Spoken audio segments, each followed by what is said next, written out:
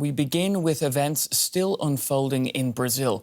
Hundreds of supporters of the ousted former president, Jair Bolsonaro, have stormed the National Congress in the capital, Brasilia. They've been protesting since the inauguration a week ago of his successor, Inacio Lula da Silva, who won November's election runoff. Bolsonaro's followers broke through police barricades.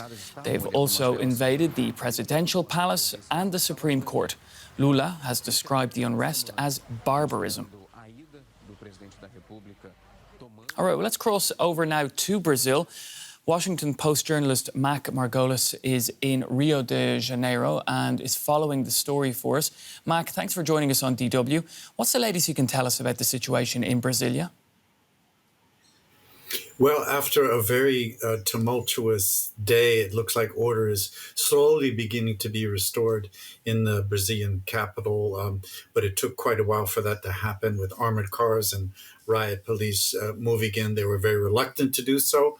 But now we have the crowds dispersing, and worth saying that the crowds invaded not only the Congress, but the presidential palace and other government institutions as well.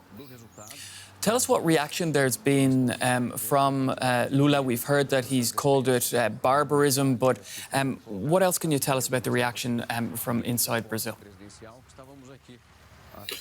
Well, President Lula has only just spoken to the nation and decreed a federal intervention in the federal district, the capital, Brasilia, of Brazil, and including by naming a caretaker to intervene, that is overriding the elected governor there, the elected governor being an ally of outgoing President Jair Bolsonaro. So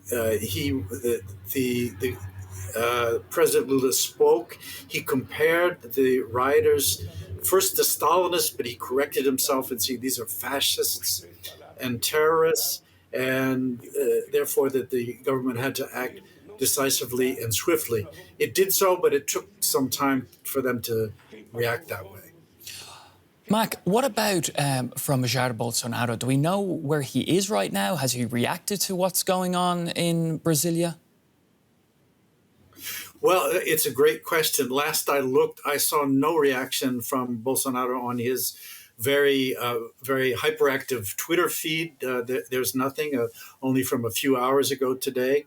His Twitter feed, by the way, still bears his identification as the president of Brazil. So there's a lot of denialism going on, and that's certainly one of the beliefs that his loyalists and the people who stormed the Capitol today cling to. But last we knew, he was in Orlando, in Florida, in the United States. Quite interestingly, the public security secretary of Brasilia, who was Bolsonaro's former justice minister, was also reported to be in Orlando, and perhaps in the company of Bolsonaro himself. So we can expect a lot of fireworks over that. Thank you, Mac. Mac Margolis, Washington Post journalist in Rio de Janeiro. Thank you.